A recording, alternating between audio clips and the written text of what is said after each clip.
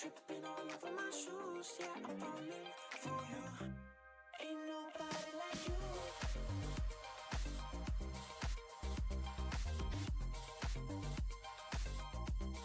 Ain't nobody like you.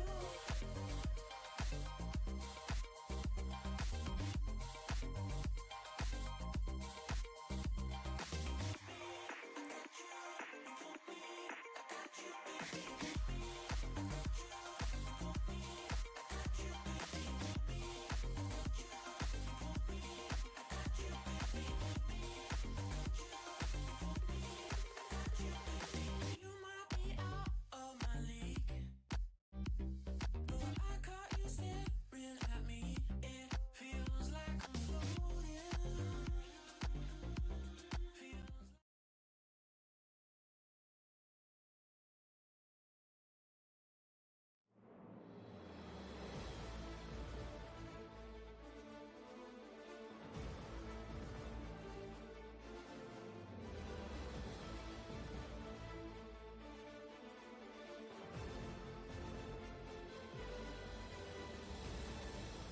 Yeah, any questions they have? I'll just give them. Hey, everybody. Can you hear me? Okay. Thank you so much for coming to our third Southeast Regional Council quarterly meeting of 2019. Thank you to those of you who could choose to do other things this evening and you wanted to be here to learn about the topics that we're going to be talking about. And thank you so much, presenters, for coming and taking the time to speak with us.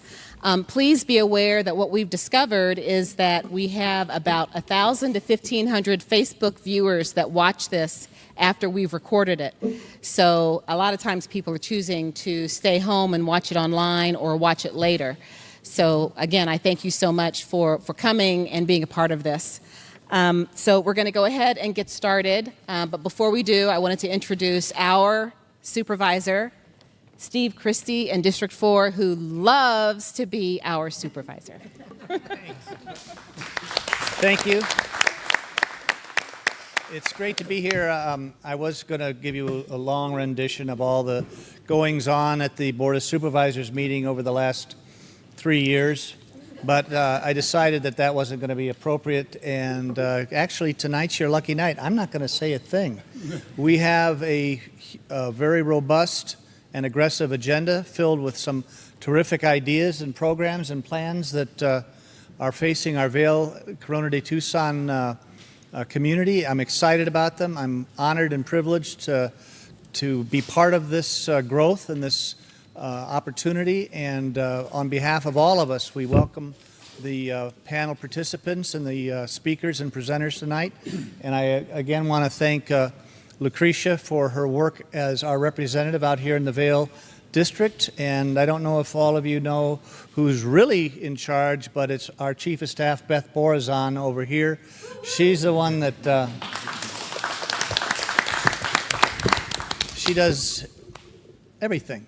So with that, thank you again for coming. And Lucretia, thanks for the great job you're doing, and have a great meeting tonight. So for those of you who may be attending for the first time or some presenters that aren't familiar, the Southeast Regional Council is a newly formed citizens group that combines together the 3 different regions that we have here in the far southeast, which includes Southeast Tucson, Corona de Tucson, and Vail. And it allows the citizens out here to speak with one voice to public officials, to business entities, to other organizations, so that we can have one united voice when we speak and get information. And so the people that you're looking at here and that are on Facebook are our community ambassadors. And they go out into the community, tap down rumors, say what really happened, and can be real good sources of providing information to the community. So without further ado, Tom, I'm going to put you on the spot and ask you to start the introductions. We can just go down the line. I'm not sure whether or not, I think you need to speak into the microphone, so if you guys can just kind of pass that along. Yes, so your name and your position with your organization. Sure. My name's Tom Drzgowski. I am the Chief Zoning Inspector, and I work with Pima County in Development Services. My name is Randy Emerson, and I'm with Partners Commercial Brokerage, and my brother and I are here tonight to talk about the Vail Crossings property. Gary Emerson with GRE Partners. Michael Marietti with the City of Tucson, Department of Public Works, Engineering Division, Capital Projects Delivery Group. Thanks. My name is Jim DeGrood. I'm Deputy Director with Pima Association of Governments. Pima Association of Governments manages the Regional Transportation Authority for Pima County. And I'm Jeremiah Morkey with the Arizona Department of Transportation Community Relations Department. Hi, I'm Brenda Huff. I'm from the U of A Tech Parks, Arizona, and I'm Community Relations. Good evening. I'm Chris Evans with HSL Properties, representing Encantada Rita Ranch. Hello. Is that one working? Yeah, I'm Jim Cunningham with the Pima County Department of Transportation. I'm the Deputy Director over Maintenance, Operations, and Construction. Hello, I'm Carla Blackwell. I'm Director of Development Services for Pima County. Okay, thank you all. So we'll go ahead and start off with Chris with HSL Properties. Your slides are going to be showing here. What you may want to do is give some kind of indication when you want the slide to change. They can hear us in the back, and we can make that happen. And you can take that off of the holder, I think, if that's easier. All right. Good evening, everybody. So as I said, I'm Chris Evans with HSL Properties. I oversee all the apartment communities, and we're very excited to talk about a new development. Can you hear me? A little louder? Is this on?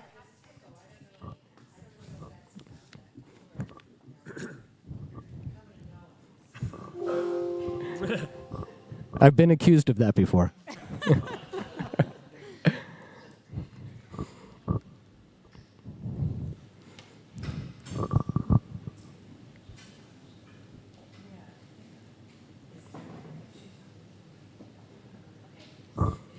It is what it is. Okay. Is that okay? All right, perfect. All right, and if we can pull up the first slide, please.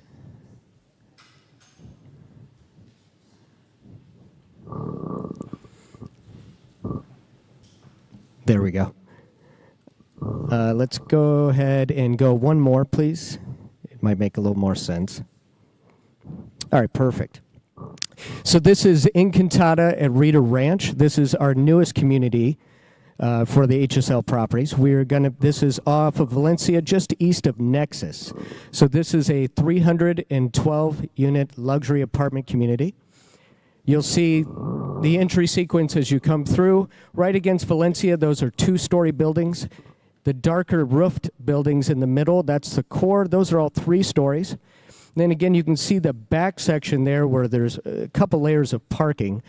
That actually is against one of the neighborhoods, and we try to create as much distance and buffer in working with the neighbors as possible. We're very excited about this community. We can go to the next slide, please. Keep going. Okay, this is more of a zeroed in, closer look of the clubhouse itself. So the clubhouse it's going to be completed. If you're familiar with any of the Encantada properties that we currently own, this will have the same flair, if you will. So we'll have a 32-seat movie theater. It's a commercial-grade movie theater. We have a resort-style pool, spa area. We have a very large fitness center, large grass areas, playground areas, a lot of cabanas and private areas. We also have an outdoor movie theater setting so that we can enjoy the beautiful Southwest here. If we can take on to the next slide.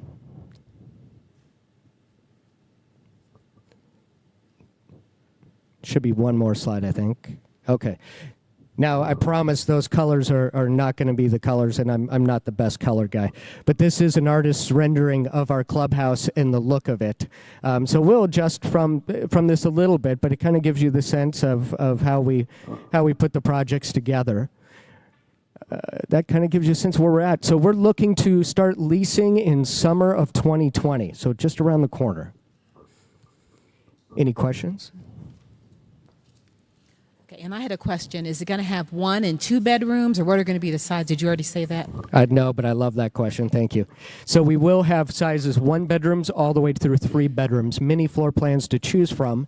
We start out at just under 900 square feet, and we go up to just over 1,600 square feet with a 3-bedroom, 2-bath. Just so everybody's clear, describe the location. Thank you. So we are off of Valencia, so the property will face Valencia, and we are just east of Nexus, so just east of the Walgreens, if everyone's familiar. At Rita Ranch. Thank you. To me, it makes sense. I've lived out here for 20 years, so this area is my home. So as you guys know, if anything new comes out here, we all know what it is and where it's at. So. Yep. And I think you guys have already started clearing. Last time I drove by There's been some grubbing work, and it's preservation of landscape at this point, of the natural landscape and setting that's there. Yeah, very excited about it. Does anybody have any questions for Chris about the development? Can you approach here, stand at the X? Only easy questions. It's a quick question. I don't know if you said on the slide or not, but what's MAC occupancy for the development? It's 312 apartment homes. Anybody else? And if you want to move in, just get with me in the back. I'll take care of it. No problem. A special? No, there's no special. The special is Mike Sensky. He's in the back with HSL Properties.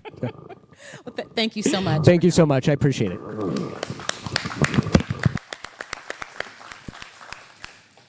Okay, so next we have, you guys may or may not be aware, there's a development called Vail Crossings that's going to be coming off of I-10 and, what is that, Wentworth? Yeah, east of Colossal Cave. And Randy Emerson is going to talk to us a little bit about that now. Slides as well. Can you put the first one up?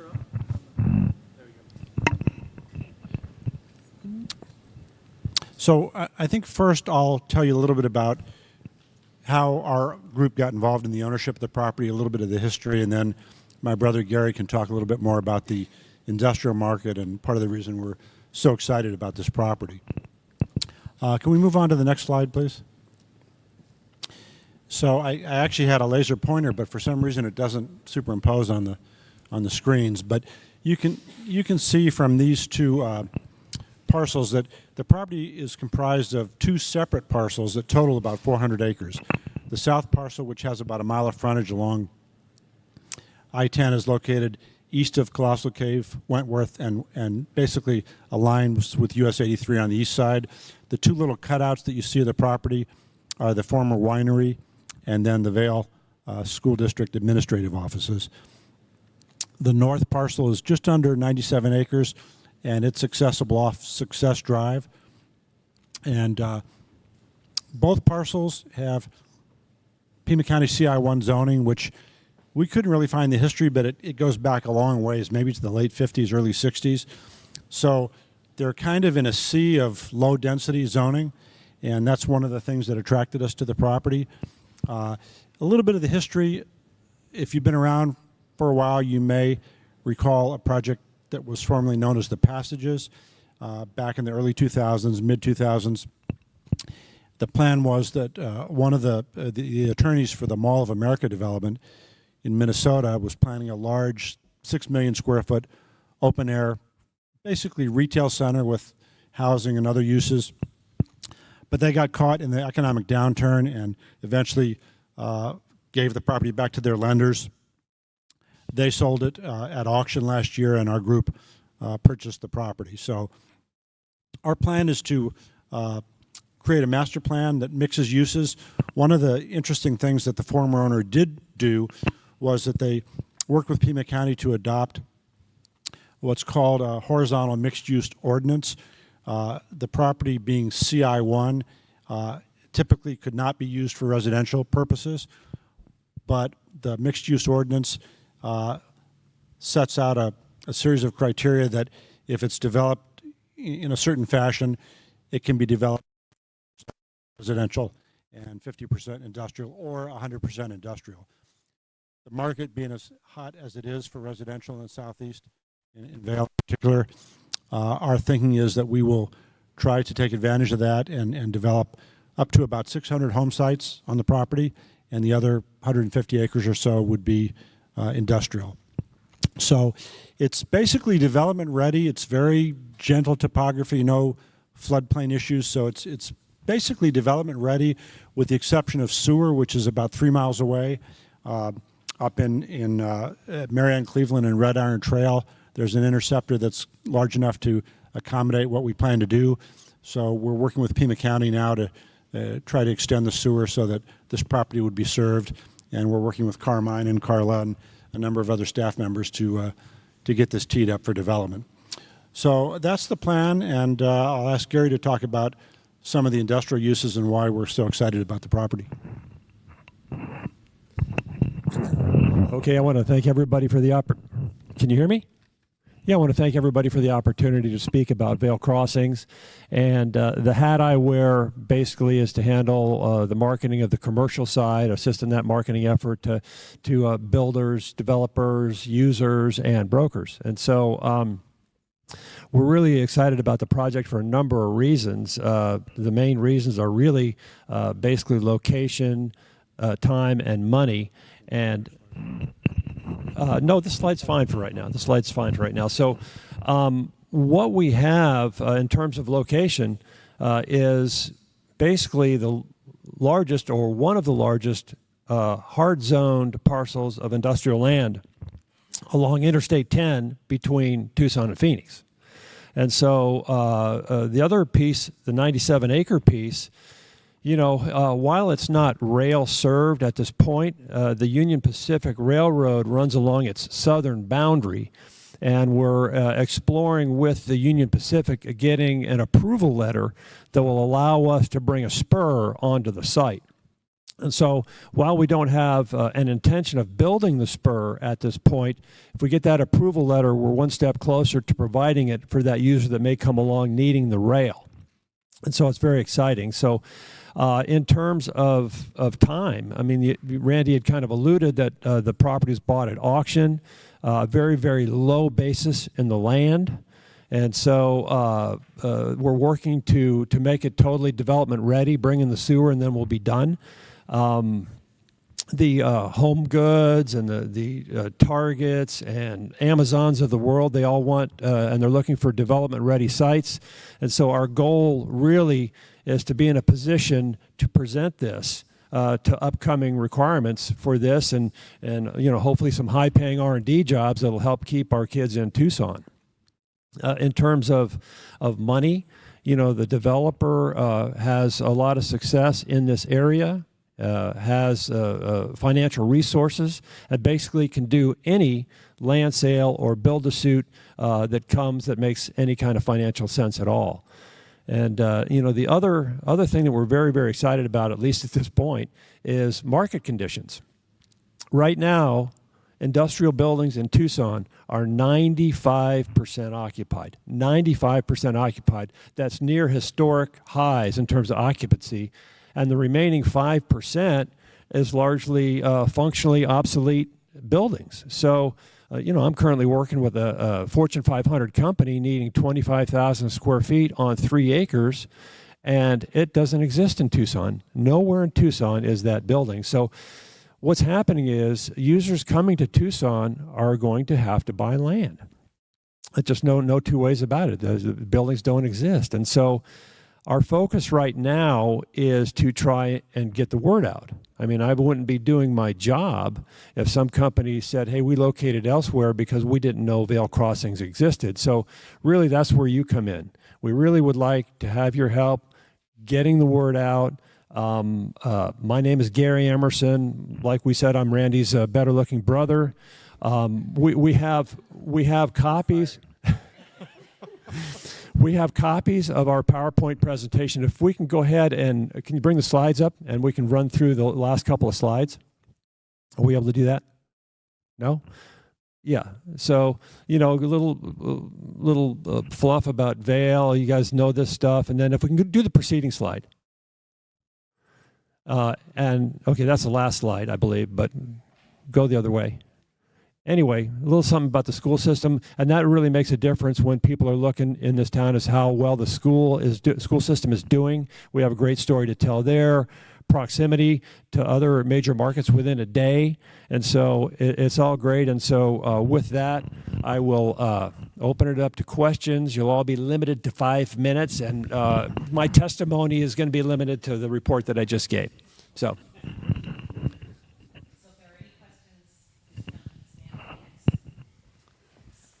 And what I'm going to do is email, with the permission of the presenters, your slides to the members of the Southeast Regional Council. So please do. You guys, we'll get those. I'll get those to you.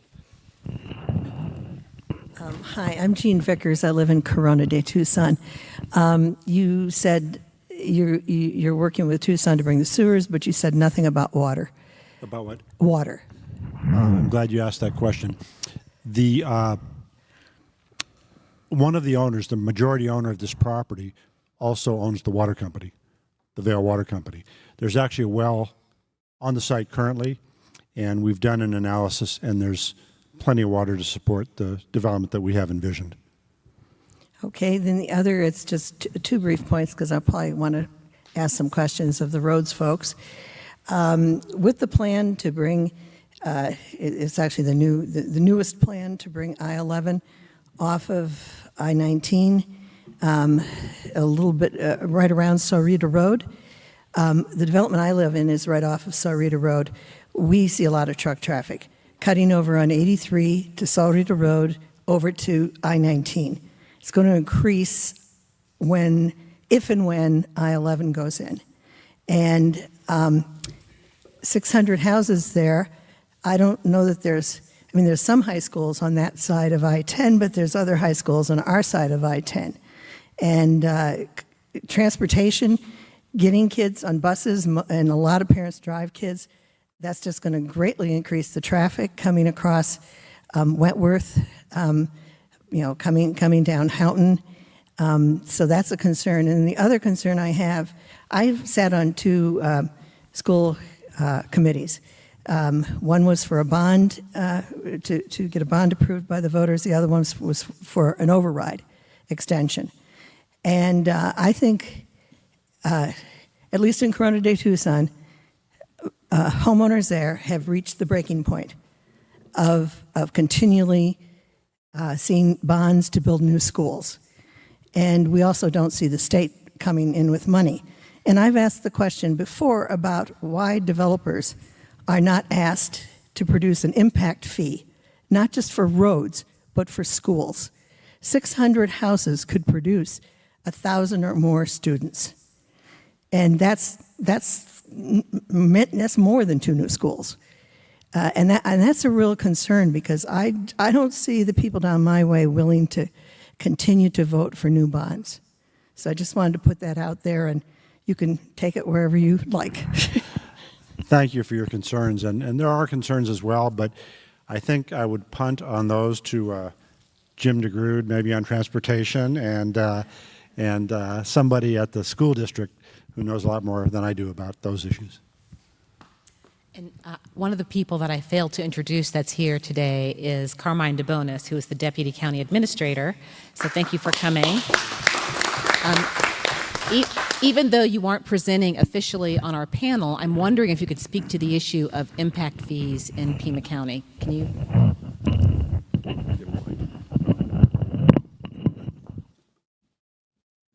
Good evening, Carmine DeBonis. I am a Deputy County Administrator over the Public Works Department, so it's transportation, flood control, wastewater, parks, those types of departments, development services. Jim Cunningham is here from the Department of Transportation and can talk about any specific roadway projects that are either ongoing or planned, or we can get into road maintenance discussion if the group desires to do that. Impact fees, though, there are some limitations in state statute in terms of what the county is authorized to impose for new development. So we currently do have a roadway development impact fee. That's the only impact fee that we connect. We do charge sewer connection fees. That is not an impact fee by name, but it is a fee that new development pays in order to connect to the sewer system and works with our treatment system and our capacity system. So the roadway development impact fee ordinance by state statute is requiring an update. So the county is currently working on putting together a new fee ordinance. That fee ordinance has the potential for some increases in what those roadway development impact fees are. We have a time frame requirement to have that new ordinance adopted by January of 2021. So we're about to the point where we're going to put out a draft and have conversations with the community and with the development industry representatives. So that's where impact fees stand currently in unincorporated Pima County.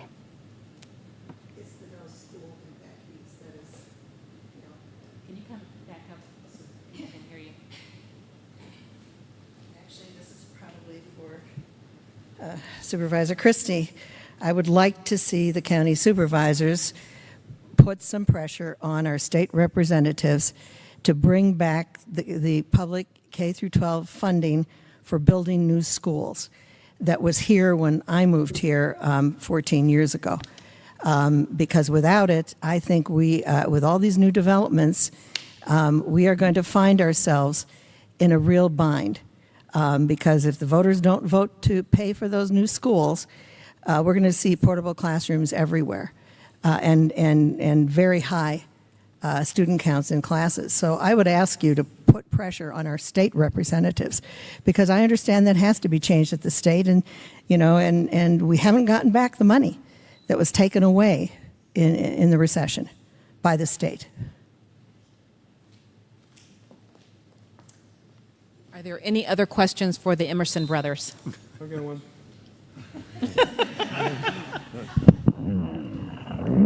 So in your development, you stated that you're going to have industrial, and I'm assuming with the railroad spur coming in, there's going to be heavy industrial. So is it going to be a mix of light and heavy, or whatever's available? The question, the question was, is it going to be a mixture of light and heavy industrial? He saw the railroad along one side. Is it going to be heavy industrial? Right now, our master plan isn't solidified. Sometimes the best way to do things is to let the market tell you what it wants. You could have a master plan and it could be totally miss the market. So we're in a position right now financially, such a low basis, that we can get it fairly development ready and let the market tell us. If there was a 95-acre rail user that came along and needed a spur, well, we'd make that happen. In terms of the frontage, heavy industrial, if it was a big manufacturer, yeah, we would do that also. So right now we're being fluid about it. No committed development plan or master plan.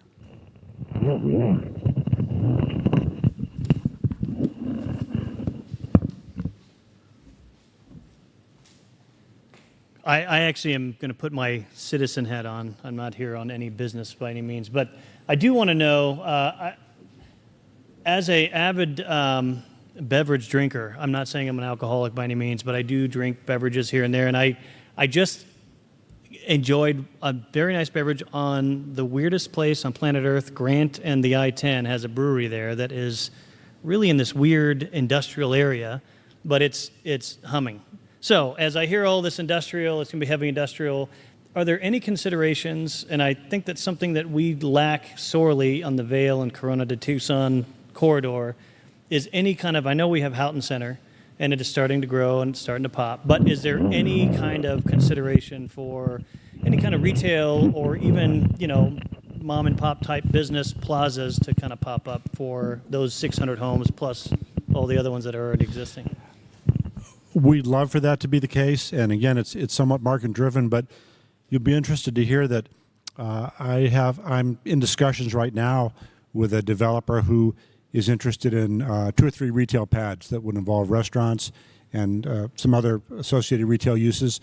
Part of the issue is that every retailer wants a lot of volume traffic right in front of their store or their restaurant.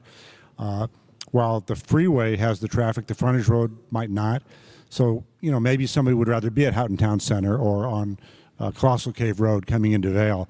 But I think that there is a potential there because there just aren't that many opportunities. So we'd definitely be interested in a mixed use that involves retail, restaurant, those kind of uses.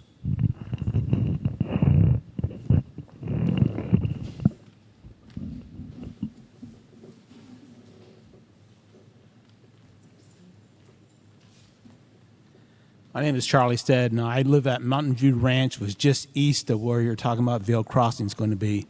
So if this goes in, is there any plans to remodel the exit 281 interchange? Because if you have all that truck traffic coming in there that has to go on the frontage road, it's inadequate as it stands right now. That's a really good question, and it's a question that we have ourselves. We've had some preliminary meetings with ADOT, and as far as I know, the only plan right now, and maybe it's already been implemented, is a little change south of I-10 on US 83. It's the merge lane or something like that. But as far as any major infrastructure changes, I don't think it's in the immediate plans.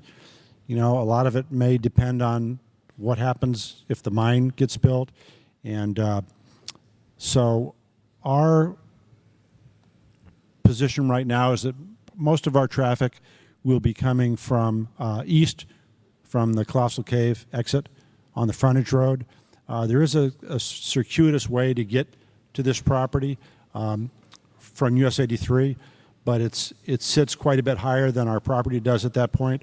And as you go farther west, it kind of gets back to grade. But I'm not aware of any major infrastructure plans for redoing the US 83 interchange.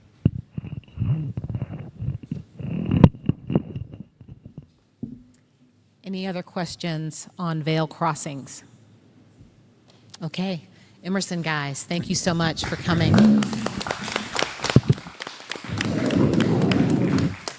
Okay, so now we're going to move into a discussion about roads. And so our first road speaker will be Jeremiah, who will talk to us about ADOT projects. Good evening, and thanks for inviting us out again tonight. Tonight I have basically a couple updates on projects that if you've been here the last few meetings, you've heard me talk about and say they're coming, but finally the signal poles came in for the project at Wilmot, Rita, and Kolb. So I don't know if you've noticed in the last week or so, the fixtures or the poles are up now at Wilmot.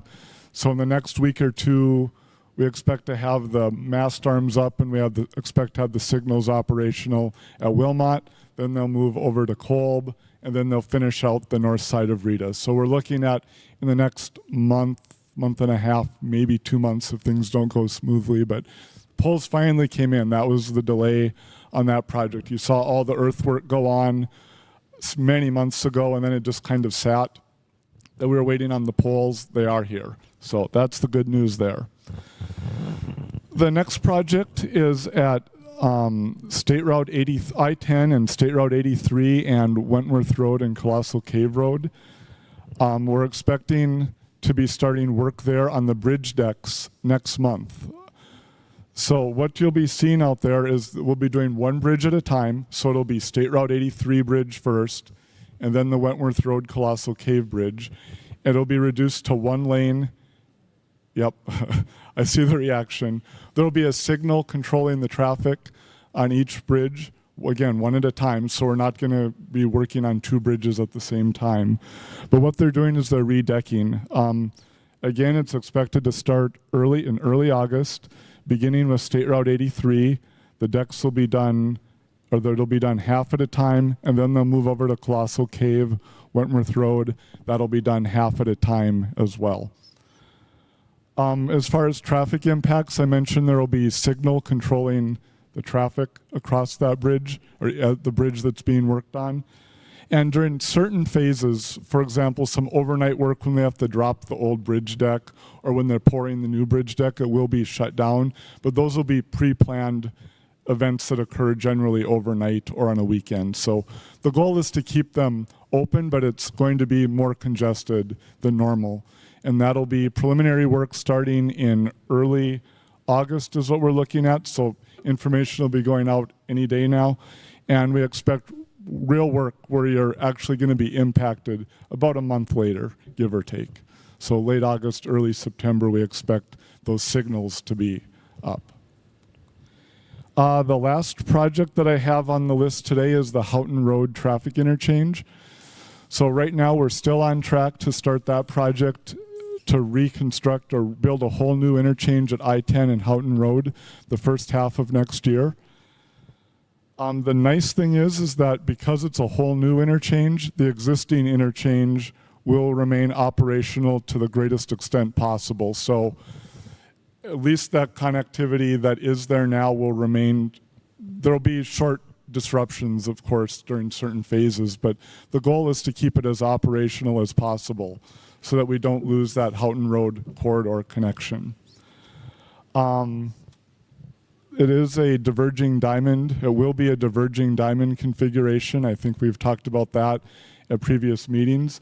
And if you'd like to take a look at the tentative layout and that diverging diamond concept, it is available on our ADOT website. If you just go to azdot.gov and then click on projects, you'll see it in the list under the South Central District. So we have the tentative layout so you can see kind of how the traffic will flow, what the lane markings, number of lanes.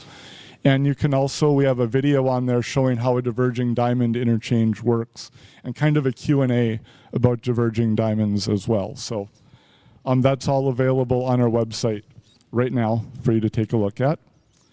And just a brief mention, 2 studies that are ongoing in the immediate Tucson area here. The I-10 State Route 210 study, that's the study looking at expanding I-10 from roughly I-19 over to Kolb, and then also connecting I-10 with State Route 210 in the Alvernon area. They're working on the draft. It's called Design Concept Report and Environmental Assessment, but draft documents, and we expect to have a public hearing. We're tentatively looking at October, late October for that. And the other study that's ongoing in this immediate area is the Sonoran Corridor.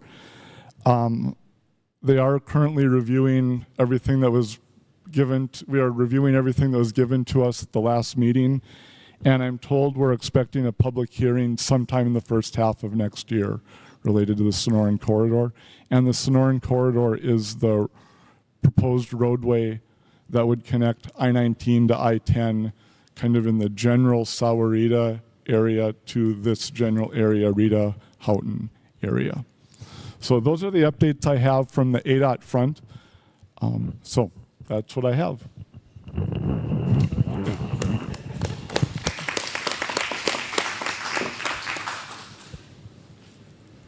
Well, I'm not going to beat the dead horse of Sahuarita Road, but it's still a huge problem. Tons of truck traffic cutting through from Route 83 off of I-10 over to I-19, and it will just get worse. I do have a very specific question, though, because I use Wilmot, because of where I live, and when I'm going into Tucson, it's a faster way to go. My husband works at Raytheon. He also uses it. He actually goes under I-10 and cuts somehow around the dump and does a back road into the airport facility. Why, in heaven's name, did the traffic engineers not put a left lane in the eastbound off-ramp? When you come off of Wilmot, there's a backup every rush hour, and I try not to get caught in rush hour traffic, of people coming off I-10 to get on Wilmot and to go on Wilmot North, because they're doing a backwards cutover to that development that's off of Kolb. And instead of a real left lane, there's an angle that's painted yellow with stripes on it that are horizontal.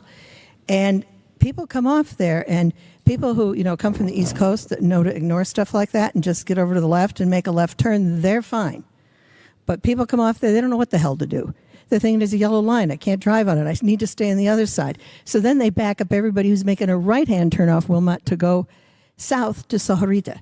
Why did they do that? It just makes no sense. And I'm hoping when you do these other interchanges that some traffic engineer looks at the pattern of traffic of people getting on and off of these ramps to I-10 and determines where it makes sense to make left turn lanes. The short answer to your question is I don't know offhand why certain lanes are put in there, but what I would ask you, at Wilmot you said, right? At Wilmot, when the signals are in and operational, let me know if that doesn't make a difference, and I will raise it. If the signals, when they're in and operational, if that addresses or mitigates some of what your concerns are, that's great. And if it doesn't, reach out to me, and I will do some research into that for you. Is that fair?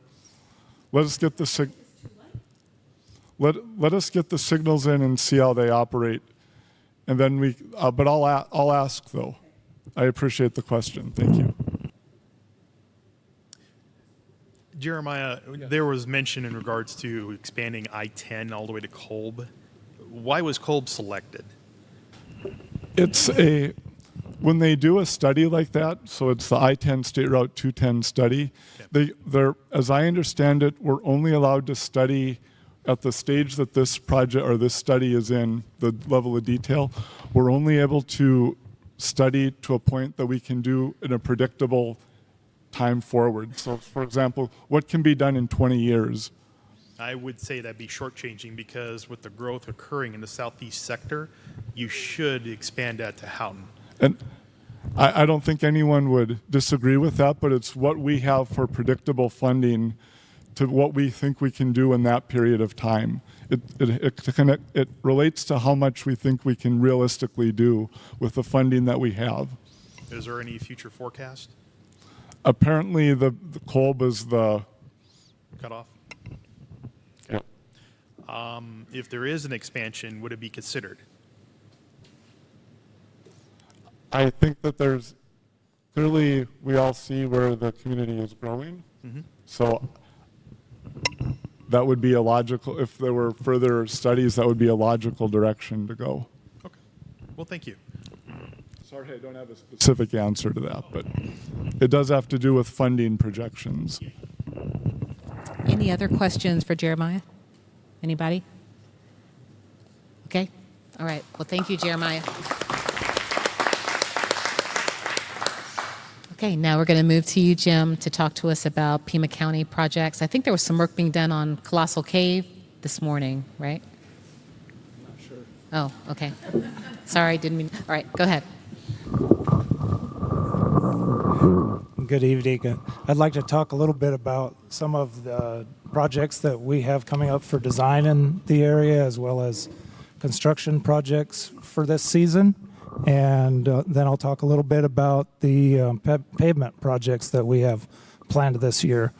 So to start, we just opened bids on a project to improve the intersection at Tanque Verde and Tanque Verde Loop. That project will include a signal and some additional lane width in there that should help with that school intersection. And that construction should start shortly.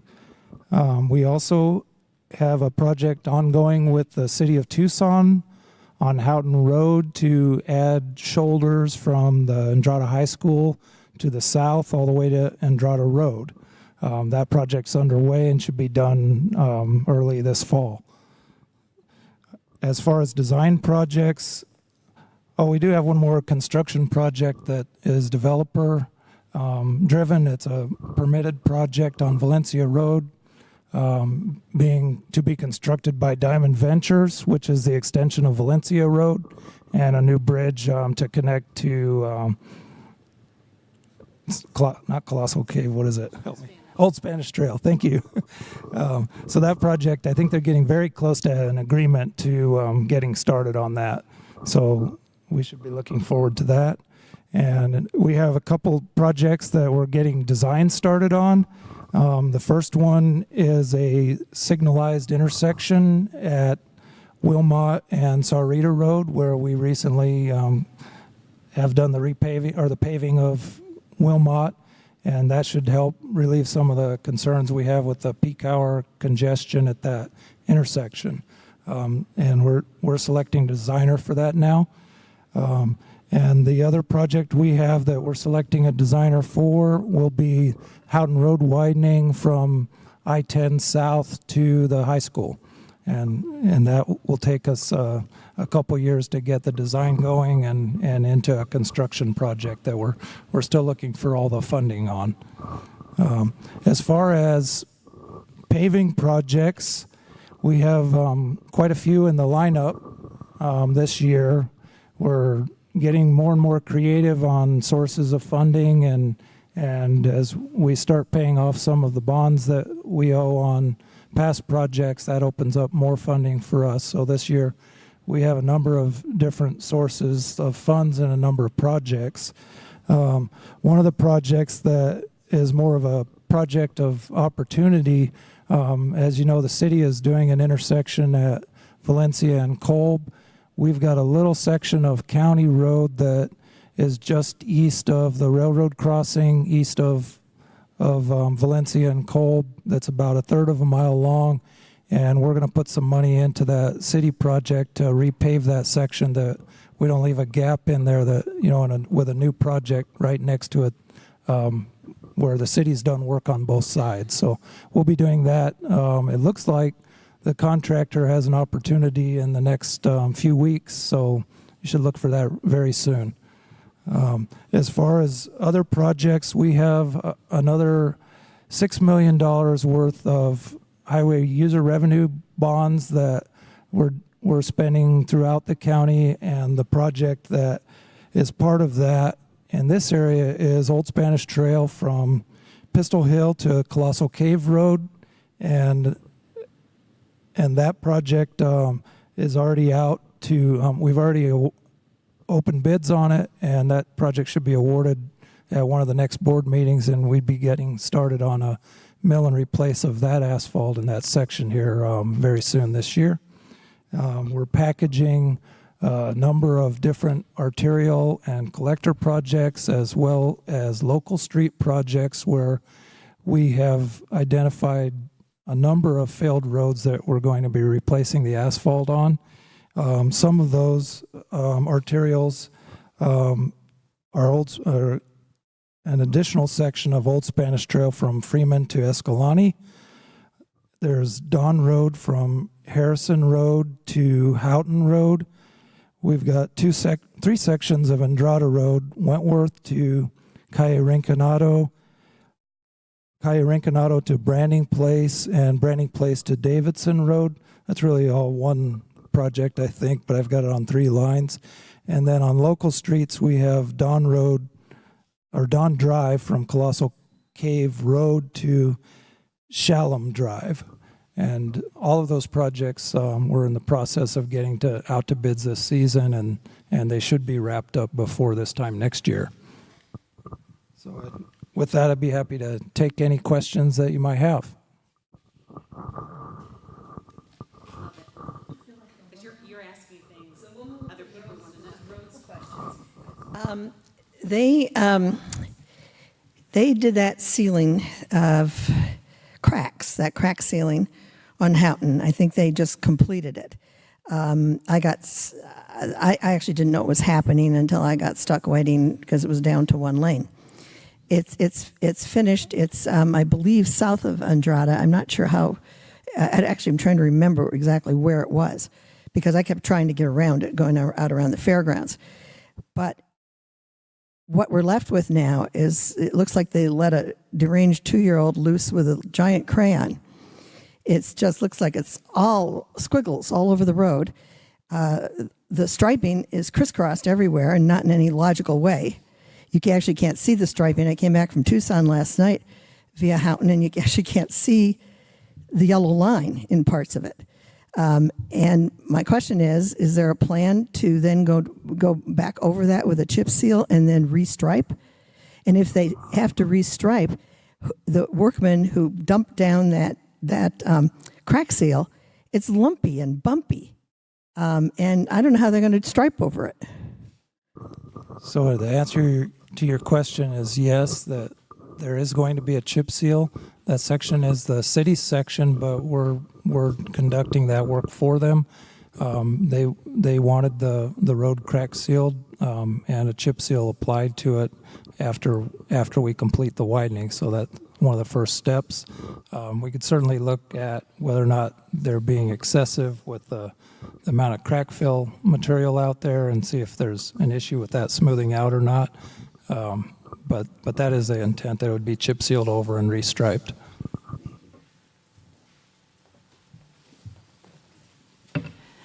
So I heard you say that one of the sections being looked into was from Pistol Hill to Colossal Cave.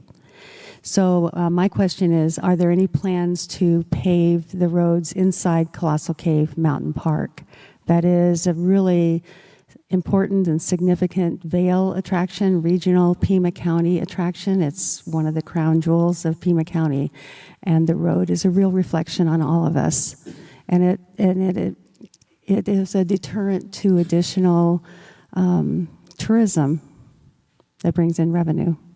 So I do know that we're working with Parks and Recreation to include a section of Colossal Cave within the park. I don't know exactly how long that is, but it's right at their entrance.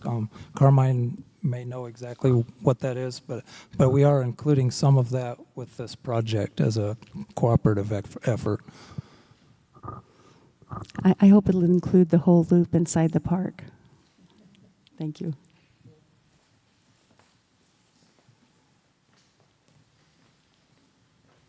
Good evening. I'm Al Wyruth from Rita Ranch. I'm hard of hearing, so I don't know. You may have already answered my question.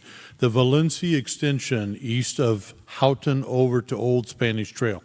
I don't know if you said anything about that.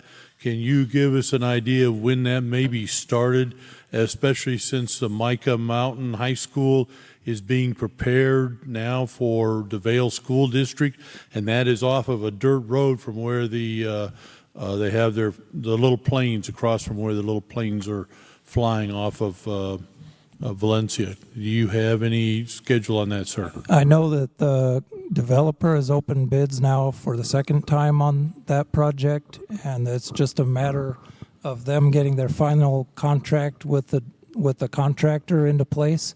I can't really speak to exactly when that'll be, but I'm told that it's very soon.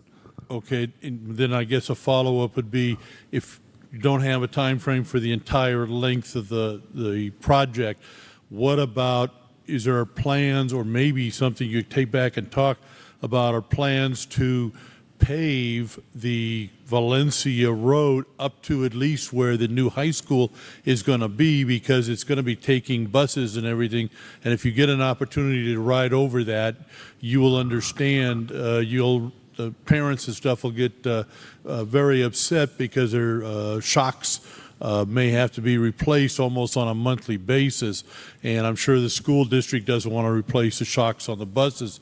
So I just thought that might be something you all, at least up to where the new high school is, if you're, I know it's a couple of years down the road, but the high school is planned to be ready and operational within a year. And so that might be something the county supervisor might want to look into. But thank you very much. So I don't have a specific answer. I believe that section's in the city limits, but I could certainly look into that and maybe get back to the council on that. So, Jim, I have a question in regards to the design aspect for Houghton Road South from I-10 to the high schools. We've basically complained in regards to the washout and the side culverts continuously washing out. When they do the design phase, are there any considerations to culverts? Because I'm not going to disclose who told me, but somebody said that they want to raise the road and not put in any culverts to save on funds. We want to raise the road as little as we have to minimize costs, but we're definitely putting in culverts in along with detention so that the sizing of those culverts is smaller to help with the cost. But our intent is to have an all-weather road. Okay. Our concern definitely was if culverts were not being added, because at this time, I could say off the top of my head, I know about 5 washout areas between Don Road and the high schools that would require that. Correct. And that's part of our selection criteria for our design consultant is to have them provide us with the best way to optimize the balance on the drainage design. Okay, because my recommendation would at least, at a minimum, 1 culvert, because the road at this time has already got dirt and washout currently from the last rains. There's a number of drainage crossings that will have culverts. I'm glad we see it, and you see it as well. So, but no, thank you very much.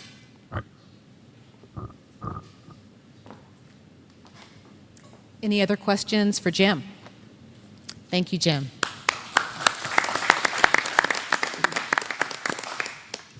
Okay, and we're fortunate enough to have Mike here with the City of Tucson, and he's going to speak with us about a couple of city projects in our area. Can you hear me now? Yes? No? No? Kind of in and off? Okay, I'll try to talk as loud as I can. Can you cue up the first slide? Waiting. Slide 1. There we go. Okay. These slides were first given at a Ward 4 Citizen Review Committee meeting. Al was there with us. This is a aerial view by fantastic things, those drones. They can take some great pictures. Can I have the second slide, please? Closer like this. That's really close. I'm going to eat the microphone here. So I've on the back table there are implementation plans to the whole Houghton Road corridor north of I-10. We're currently working on the, the bridge just got done, and I'm glad that's over with. We're working on the segment, the 1 mile segment from the UP Railroad to I-10. I was really concerned about the pavement crumbling really quickly, so I asked that the contractor use a special fiber to hold the asphalt together. Think of Kevlar. It's like a bulletproof vest. Well, that's the kind of fibers that we're going to use in here. Half of it is paved now. We've left off the top course until we can get the other side paved. Then we'll do the top course all together, and it'll be a whole lot smoother than it is now. We finished drainage on it, and so I was really glad when we had that rain the other night, last week. And so the contractor's about 2 weeks ahead of schedule. We should finish sometime in December. The next project will be north of that. It'll be the 2 mile segment from Mack Way to Valencia Road. Al's been waiting for that one for a long time. I wanted to put it into bid right after the first of the year, but everybody said, no, let's wait until the next fiscal year. So next year about this time, we should be advertising for bids.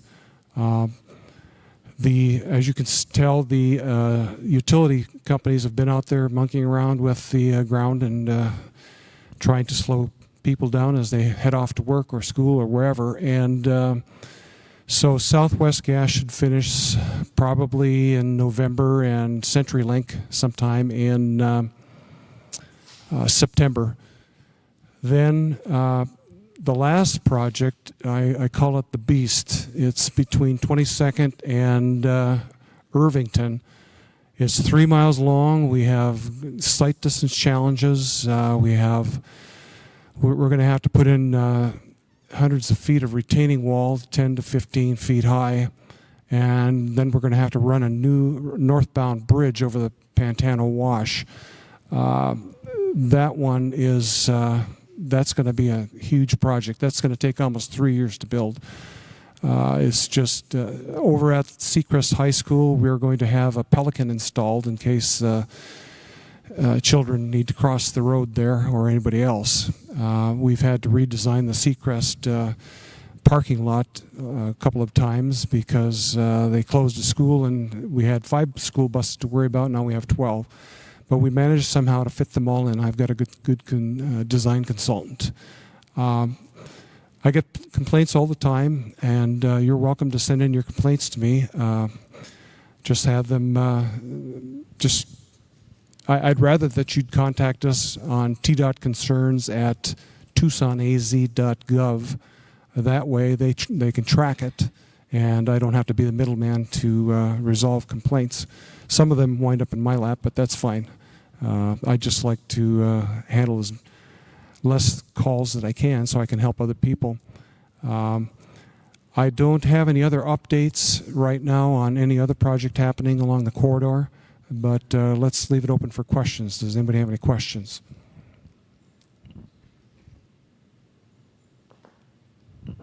Not even you, Al? Or are you too tired to come to the microphone? Okay, I've got... Okay, well, thank you very much, Mike. Jim, now I have you down as RTA, and I should have PAG. Is that right? Actually, I work for Pima Association of Governments, but I manage the RTA on their behalf. Okay. So anyway, thank you very much. It's a pleasure to be here today. There are a couple of things that I'd like to discuss today. The first is we're rapidly approaching the completion of the long-awaited Valencia Road East project that goes from Wilmot through the Kolb intersection. There's a good shot of it there on the screen. It turned out to be quite a lot more of a project than we originally anticipated when we went out to the RTA election back in 2006.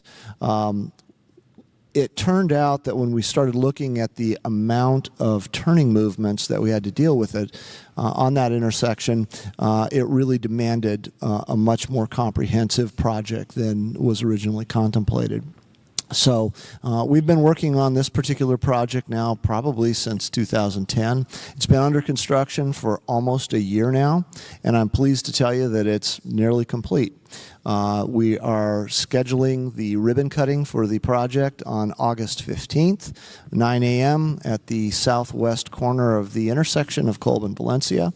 And this project has gone very rapidly. It is typically something, in the project of this scale, we generally look at 20 to 24 months is the typical amount of time that it takes to build a project of this nature. We deliberately looked at ways that we could expedite it because we knew of how congested that particular intersection was. I know coming over to the meeting this afternoon, I noted that there was, first of all, almost no delay at the intersection. In fact, there was nobody queuing up for the left turns. They all made it through on the turn of the light, which is quite a relief. And the other thing that I noted was that we still have a lot of activity out there, a lot of construction. There's landscaping, there's erosion control work that's going on the side of the road. I know everybody is feeling liberated by having these, new lanes that are all nice and smooth. Please do be mindful of the speed limits that still exist out there. We do have people still working out there. They're at risk. So please consider the workers out there along the road. A couple of other shots that you've seen, overhead shots of the intersection provided to me by the City of Tucson. City of Tucson, by the way, although the RTA was involved with Pima County in the design of this particular project, the City of Tucson actually annexed in the area, and they were kind enough to take on the delivery of the project for us. So they did a great job on that. The last thing I wanted to tell, or the other thing I wanted to talk to you about was the RTA continuation plan. Back in 2006, we brought before the voters of Pima County a 20-year plan. It included many of the projects that you've heard about this evening, certainly the Valencia Road project. The Houghton Road project is funded substantially with RTA funds. Even I think there was mention of the Wilmot project, a couple of phases of that. The phase that connected Rita Road to where the road ended by the prisons. That was an RTA project, and I believe Jim mentioned that he's now going into design on the intersection of Rita Road and Wilmot, which really needs some attention, get a signal in on there. That was also RTA funded. And what we're now doing we're now 2019. We've been in business. We've been operating now for 13, 14 years. We're at the point where it's time to start talking about renewal of it. And if you could bring that slide back up again, I'd appreciate it. This is the process that we've embarked on. We refer to it as the wheel. It's basically the steps that we're going through in terms of preparing the continuation plan for consideration by voters in Pima County.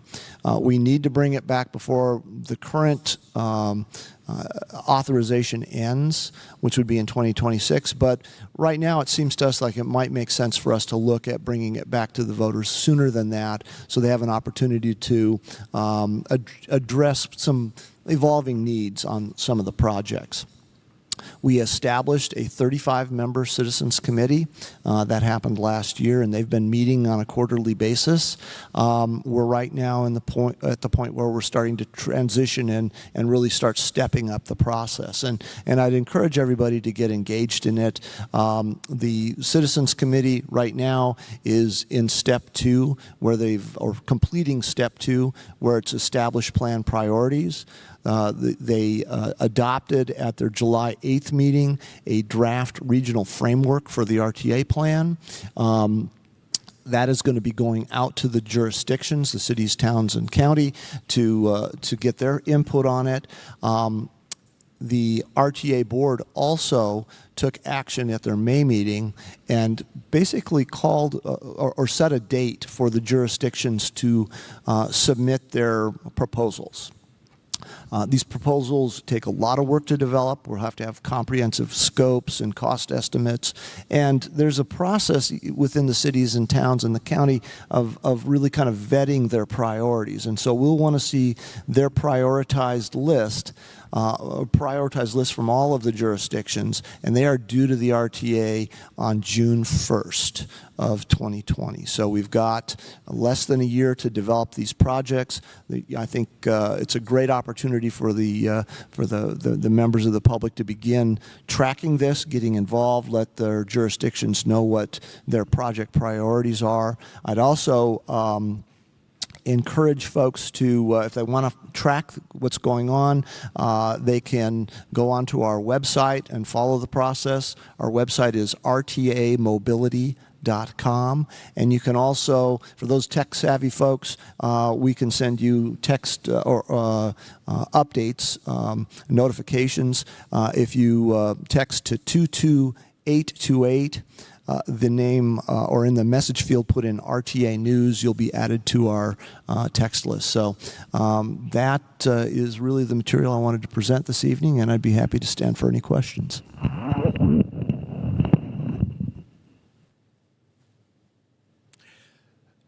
Can we bring the slide back up, please?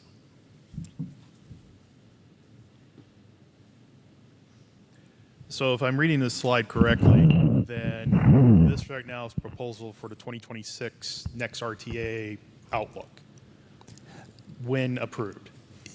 What we have right now is a plan that runs through 2026. Okay. We have the ability to go back at any time between now and 2026, or even after 2026, to the voters and ask for a continuation.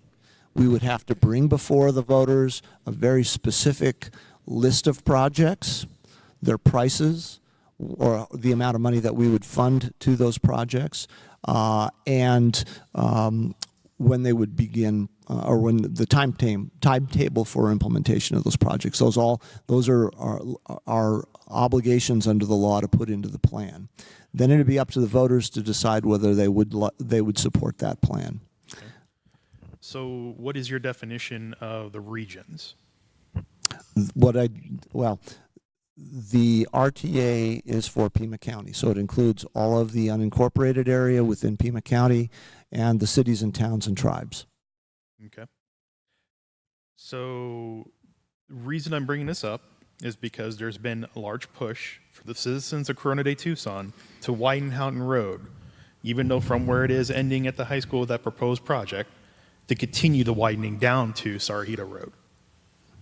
What would entail to get that done or on the RTA radar? You know, It is not in the current RTA plan. It would be something that I would encourage you to advocate for putting into the continuation Who's the plan. point of contact for avocation?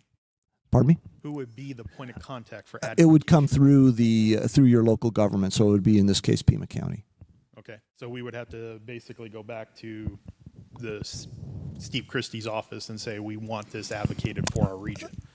DOT would be submitting to us, and it's not a staff function to decide which projects are in and out. This is what the 35-member citizens committee is for, is vetting the projects and weighing their recommendations and making that recommendation to the RTA board, who would be the body that would vote on what goes into the plan, and that would then be brought to the voters. And that would be for the 2026 plan or the pre-2026 plan? It would be for any plan that would come. We don't have a date yet. It's going to be up to the RTA board to decide when they want to bring the plan before the voters. That's something that they've not yet made the decision on. They have a lot of options. What they're going to be looking for is the input from and the recommendation from the Citizens Committee on when to bring it forward as well.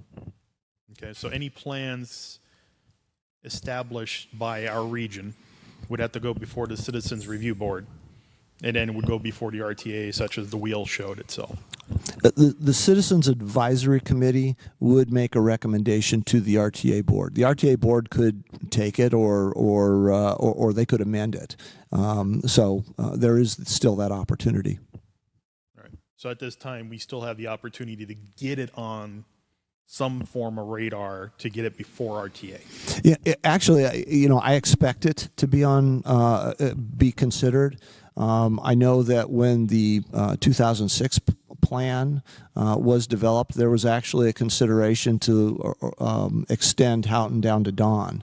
So that was that we actually went through the process of developing cost estimates for it. It's just during the process of deciding, which projects were funded, that particular project didn't make the list. That's not to say that it wouldn't score very highly in the next round. Okay. Thanks, Gene.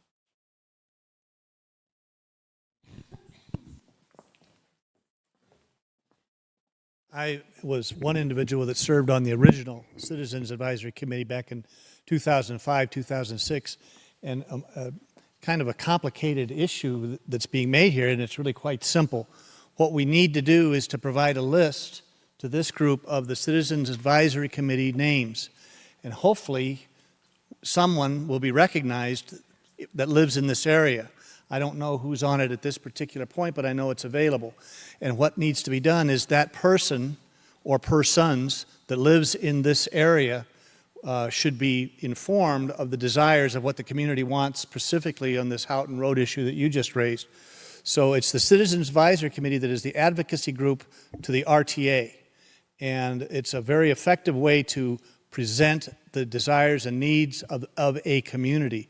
So I would encourage that we disseminate the Citizens Advisory Committee membership list, find someone who will serve as an advocate for this group before the RTA board, and if you keep at it and keep at it and keep at it, it gets in there. So that's the easiest way to do it. Thank you, Mr. Christie. I really appreciate your bringing that up. And one thing I did want to follow up with is that that June 1st submittal date in 2020 is just the beginning of the public discussion on what goes into the plan. The CAC members will make the recommendation, but we will be hearing from the public as the plan is being developed. Any more questions for Jim? Thank you.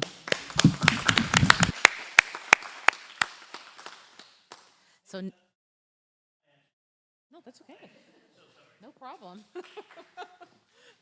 I didn't want to cut you off, but so South Houghton is kind of a mess. I drive it every day. It is an absolute show, to say the least. And the growth that's coming from that area, along with everything else to be considered, yes. I also am laughing at the fact that I'm thinking to myself, here I drive that Kolb corridor and I make a right and I head down past which is great. The new development or the new roads down there are fantastic. They were well thought out. It was definitely planned out for future growth within the industrial revolution, so to speak, happening on that corridor with Amazon sitting right there. What I am a little suspicious about as a citizen who drives that on a regular basis, and the buses that we bus children in and out of that corridor now to the school district, and along with La Estancia, which is right across from the Amazon corridor, all of those, that beautiful work that we've done funnels to two roads past the tech park and to the intersection of I-10. Now, from personal experience in Phoenix, where Amazon has several buildings along a corridor that feed to the I-10, that was a sore spot because it was one of those things during Christmas time when Amazon is at its peak. And not to say that we don't have Target Distribution Center, the very intersection north, the I-10 exit with Rita, that needs to be considered where that intersection is going to be a nightmare, which it already has been before this is all, but during just a certain season alone, I can tell you right now that the trucks, just the in and outs of that corridor to the north, not so much the south, but to the north side are going to be, and this is more maybe for taking it to the state and going, hey, if we remember what happened in Phoenix with that I-10 corridor drop when they bought all those buildings at the same time and then all of a sudden they were feeding trucks in and out, it became a very sore spot where they had to use the frontage roads in a very unique way. I hope we don't get to that point because that is a two-lane nightmare waiting to happen. And I'm not saying anything to take away from my corridor down to Corona de Tucson because that is also a nightmare that is, I'm living every day. But I'm also one that most Corona de Tucson people can't use Houghton to this point and won't for probably many years as we are growing and it is under construction. So it used to be we'd cut to Kolb north into the east side of the city, and we would do our shopping and all that stuff and head back down Kolb. It is something to be considered because that whole corridor now feeds off of Rita. Doesn't go anywhere. It goes right into Rita Ranch, which doesn't help us out, but it's the Kolb that we all take northbound into the city. And now that Wilmot has been paved all the way up to the I-10 and drops to the Kolb corridor and north, it scares me a lot because I have a future 16-year-old that is, if she's anything like her mother, is going to be not a very good driver, and I'm already prepared for it because insurance on my wife is... Anyway, that's a personal thing. I won't get into that. Anyway, so I'm just saying, as I know there's lots of young drivers, there's lots of other drivers out there too, that's a corridor to be considered as to what's about to happen as that becomes that facility, almost 1 million square feet, comes online 24 hours a day. They're not going to have all those trucks coming in at night. They're going to be coming in 24/7. So just considering maybe you have something for us. But Thank you. That's not lost on us at all, and I think that's another project that would probably be fielded as we're considering a new list of projects. One last concept. When RTA goes for its renewal in the 2026 timeframe, is there any concept on road improvement, or besides the road improvements, but road maintenance? Is RTA going to give that consideration to a subset of its charter? I think the short answer to that is that is definitely something that we need to look at. Whether or not it's something we choose to include in the plan is something that needs to be discussed. And I know it's something that people, our electeds, feel very passionately about, some pro, some con. So it's going to be a big thing to discuss. And one thing you mentioned the 2026 date. That's when the current plan expires. That does not necessarily correlate to when we'll be going back to the voters. In fact, I would expect it to come back sooner than that. And the reason I asked that is because mostly what we've seen with some of the bond measures and everything, people have kind of put it down. RTA's been successful. And I think that if the road maintenance comes down from that line, people may buy into it. So we appreciate that comment, and I hope that that you and other citizens come up and speak to that issue when the time's right for it. Okay. Thank you. Okay. Any other questions? All right. So thank you again, Jim. We're going to move forward to Brenda, who is going to talk with us about Tech Parks, Arizona. Thank you very much, Steve Christie's office. Thank you, all of you, for being here. And this is a great event. I've never participated in this before, and I think it's great. I just want to share a few pieces of information with you about the U of A Tech Park. You know, I hesitated. I was sitting up here and wondering if I should say how long I've been living in Tucson, because I will give away my age. But I'm going to do it. I've been here since 1968. And I remember when the U of A Tech Park was purchased by the U of A back in 1994. And we are very excited at this point in time to be celebrating our 25-year anniversary. So watch out for the events that are coming this year, celebratory events at the Tech Park. I remember when the park was purchased, it was a single tenant facility, and now we have like 50 tenants plus, and we are starting a second development at Kino and 36, which I'm sure you've all heard about, called The Bridges. We're getting very close to that development, and that's also very exciting. For some of you who may not be aware very much of the U of A Tech Park, we do have biannual meetings, and we invite the community to come out and hear from our leadership about what's going on, all the tenants that are there, new and exciting news. So I want to encourage all of you to contact me, get on our website, look us up, and leave me your business card, potentially, if you want to get on our mailing list for a newsletter, or if you want to be invited to one of those biannual meetings. I'm the one who usually invites everyone from the community to come out for that. One exciting thing that we have coming up is the Small Business Administration Roadshow is coming to the Tech Park in August, which is super exciting for entrepreneurs. It is a great way to explore funding opportunities for those types of small innovative companies. So if you're interested in that, also I have some flyers on the back table back there, and also it's on our website. One thing I want to tell you about is a BEST program for high school students that the Tech Park is sponsoring. I'm not sure if any of you are aware of this, but the U of A Tech Park reaches out to the Vail School District annually. We've been doing this for several years now, and we offer career readiness workshops for high school students after school. Last year, we started out with approximately 20 students to begin with, and if the students go through the series of workshops, there were 9 last year, if they complete at least 8 out of those 9 workshops, they are eligible to interview for an internship. And last year we had 13 students who completed the program successfully. They received certificates of completion, and with a partnership with Tucson Urban League, we were actually able to offer many of those students internships. And so that's a very exciting program. And if any of you have students, maybe grandchildren, children who are in high school, juniors and seniors is what we're looking for and trying to support.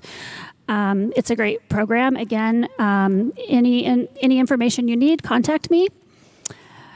Many of you have heard that we have a new Associate Vice President, Carol Stewart, from Waterloo, Canada, and she is super. She knows so much about technology and innovation, and she would be glad to speak to you. So another thing is we just hired a new executive director for our University of Arizona Center for Innovation, which is our business incubator. And his name is Eric Smith. He comes from the U of A Tech Launch, Arizona. He has extensive knowledge in commercialization and entrepreneurship. So we're excited to have him on board. And this is another example of how we're growing. And then finally, check out our website again. I have a bunch of information back on the table there that gives you the website address. It gives you a list of our tenants. It gives you some facts about the U of A Tech Park. And so I just encourage you to go check it out, read our news stories, and come visit us every now and then and see what's going on out there. Thank you.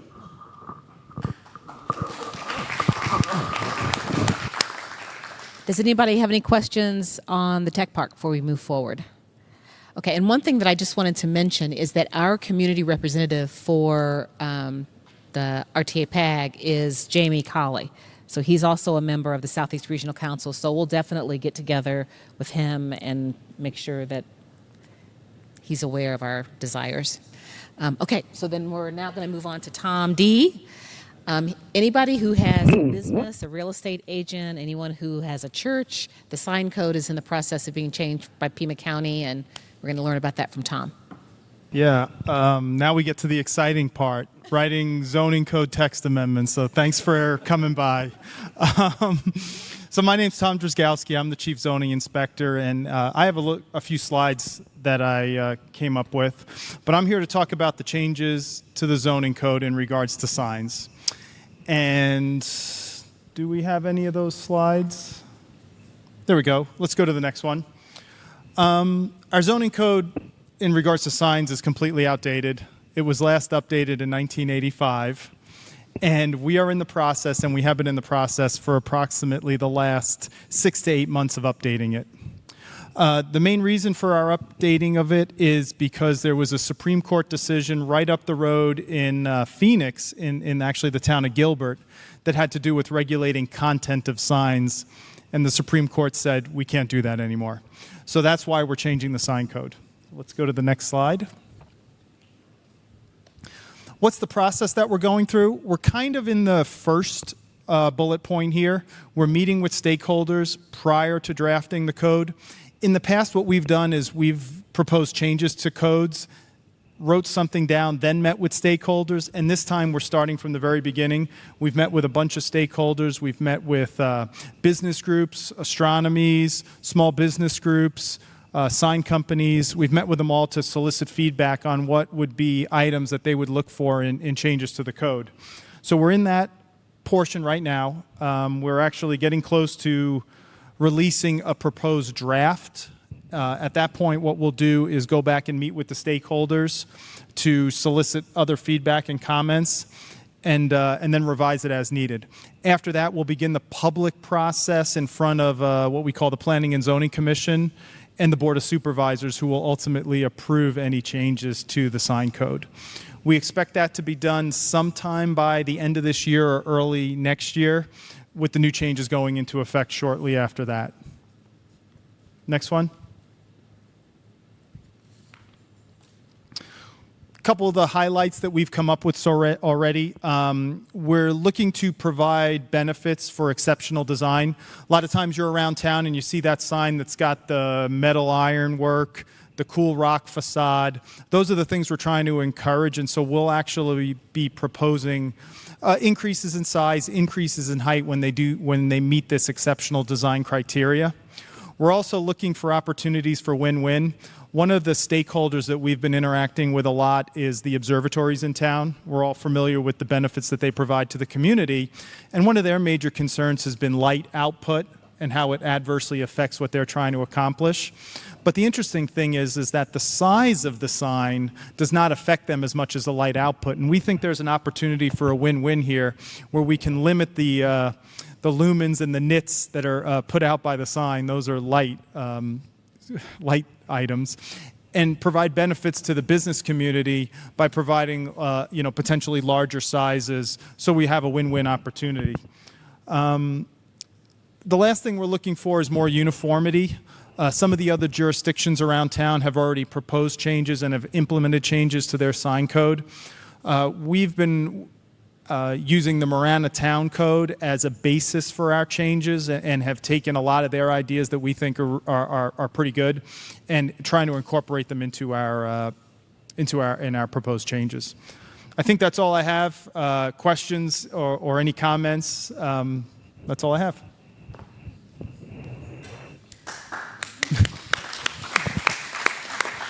Nope.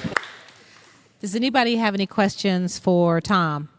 So Tom, if someone has some thought about sign code, can they email you directly, or is there another place they should send their comments?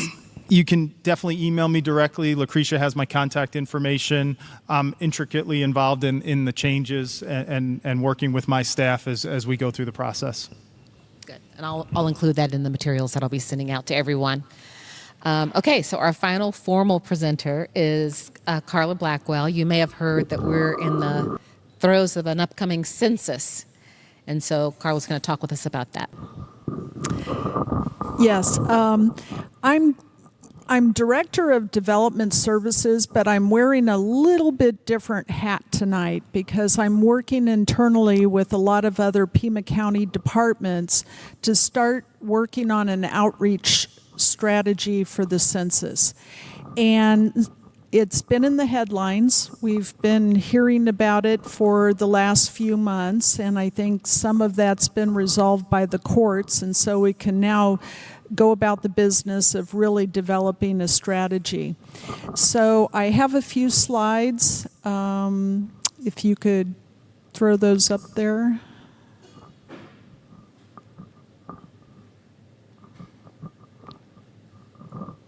Hello?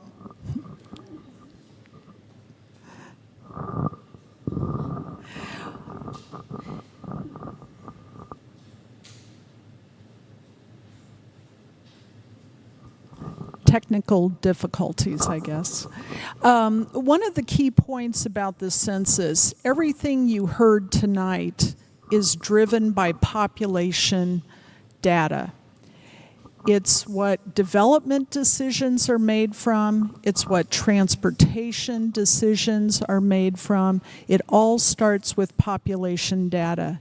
And one of the most important things you could do to advocate for new roads, new funding, new schools, parks, libraries, is on April 1st of 2020, fill out your census form. Because that information is what's going to reset our baseline for Pima County on population. That data is what Amazon relied on to determine whether to come to Tucson or not for one of their distribution centers. That's what most of the site selectors rely on in looking at whether to locate here for their manufacturing, for economic development. On a smaller regional level, that's where restaurants make decisions on whether to come out to Vail or not. They're going to look at the population data. And so all of that is going to be extremely important for everybody in this room to fill out their census forms. I guess we're having some technical difficulties, but I'll make sure that I send you the slide projection, send it to Lucretia, and we'll send it out. But basically, just let me give you a quick rundown of what the time frames are. There is a local census office that's opening up in July, about the end of this month, and it's going to be in central Tucson. They're going to start, there it is. They're going to start doing some of the operations. Could you go to the next slide? Anyway, we've talked a little bit about what's at stake, funding's connected to it. As far as the timelines go, July, they're opening up and starting field operations here in terms of verifying addresses, going out and making certain that housing units, especially in new growth areas like this, making sure they've got all the addresses. We've been working very closely with the Census Bureau to make sure that they have our address database, and we've been working with PAG and others to ensure that brand new housing counts, apartment buildings, is all in the census database. Starting roughly in October, you'll start to see more of the awareness campaign kick off. You'll be seeing more of it in social media. We plan to go around to community councils like yours and try to work with you so you could help get the word out, tell your neighbors about the importance of the census. And then starting in January, you'll see more of the media campaign that the Pima Association of Governments has put together. Will be hitting major events. And not only is the county going to be working on this with a county committee, but also the city has several groups set up. The U of A has a special group set up to make sure that students get counted, and there'll be other little complete count committees set up. April 1st is the key date. Prior to April 1st, everybody is going to receive a postcard in the mail that is going to say you have 3 ways to respond to the census.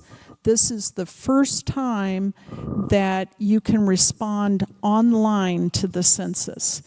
And that is possibly going to be a barrier for some people who don't have Wi-Fi or they're not tech savvy. So there are backup methodologies available. You can call in and do it over the phone, or you can call or request by mail the actual paper survey to be sent to you. So there are 3 ways to respond. It's just 7 questions. It's the basics, the number of household members, whether you own and rent, the sex, the age, the race, the origin, and relationship to household members. So it takes 5 to 10 minutes to fill out. You're going to do this for every person in the household. Of course, there's some security concerns. People, first and foremost, are always concerned about confidentiality. It is confidential. It's federal law prohibits the release of any individual data. But with something this size, we all know that we live in the day and age where people call our cell phones and say they're from the Social Security Administration and you need to call us immediately and give us all your private information. So we want to make sure that people are aware of that in the census, none of this information is ever going to be requested. There's nothing to pay for. Don't give a credit card. The most secure way to answer is probably going right online for your address and fill it out, and then it's done. Starting, as I had mentioned, in October, through April, we'll be doing awareness, education, motivational campaigns to get people to fill out their forms. After the end of April, we'll be able to see what areas have responded through some new census mapping. We'll be able to actually see what census tracts and what areas of town have not responded. And then we're going to be reaching out to those areas and using every available resource we can get in terms of using the libraries to up the response rates, using the school districts and working with the school districts to get the message out to make sure that people are responding to this and that we're not undercounted. Here are some of the resources. The Census Bureau has a tremendous tool set out there. PAG has also developed a census toolkit that can be utilized by community groups to help get fact sheets and FAQs and information out to the community. So that's my pitch. I'll make sure that I share contact information also for Pima Association of Governments and the census and myself. Thanks. Thank you. One quick question, Carla. Are you looking for volunteers to do anything, or is that not the way it's being done now? Well, we're not necessarily looking for volunteers. Right now, we're looking to kind of coordinate within councils that could help us get the information out just through their normal activities and their normal communications. And as we get closer to April 1st, we're asking people, okay, contact 5 people you know, or maybe put that tagline or something on your website to remind people that the census is coming up. Thank you again. Okay, so we are doing really good on timing tonight. Thank you guys so much for coming out. A couple of things in closing. We're going to be needing to form another transportation working group for the Southeast Regional Council as we look at funding for roads in 2021. And the hope and intention of what that group would do, the last time we got together, it was more on looking at maps and advocating for roads and kind of negotiating that. This time, we're intending for it to be more about what are the parameters or what are the considerations that you want the county to take into consideration as they look at what roads to repair. So you guys will hear more about that as we go forward. I'll be sending out an email asking for anyone to volunteer, and Dick, I'm going to be asking you to take the lead on that. So that's something that's going to be coming up. Our next Southeast Regional Council quarterly meeting is on October 25th, 6 to 8 in this room, and I'll also be sending that information out as we go forward. So in closing, thank you guys so much. Feel free to mix and mingle with one another. Thank you, residents, for coming out. Thank you, presenters, for coming out. I know you all could be doing something else this evening, and you chose to be here. So thanks a lot, you guys.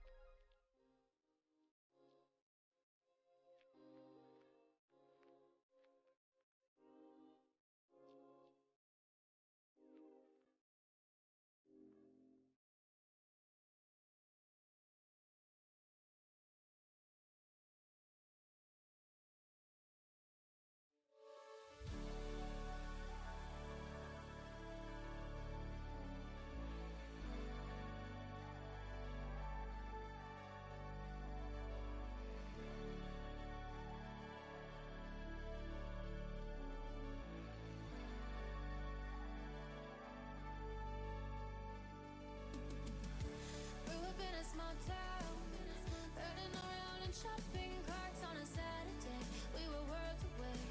We didn't care what tomorrow would bring. Hiding in your bedroom, painting the walls with all our dreams. We were so invincible when we didn't know how hard it would be. Every night I'm lost and drifting, chasing down these faded memories. Jealous of the way you held me, dreaming of the way it was before. Love and nothing more. Love and nothing more. Love and nothing more.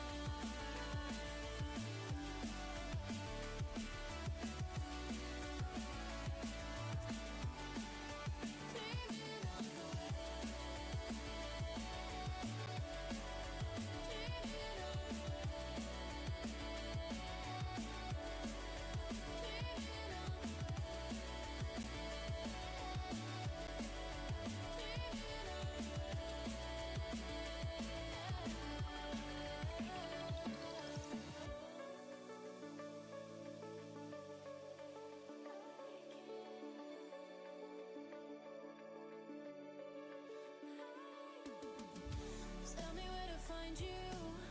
Always been good at losing things in another life, in a different time. I could have told you what you meant to me, and hiding in your bedroom.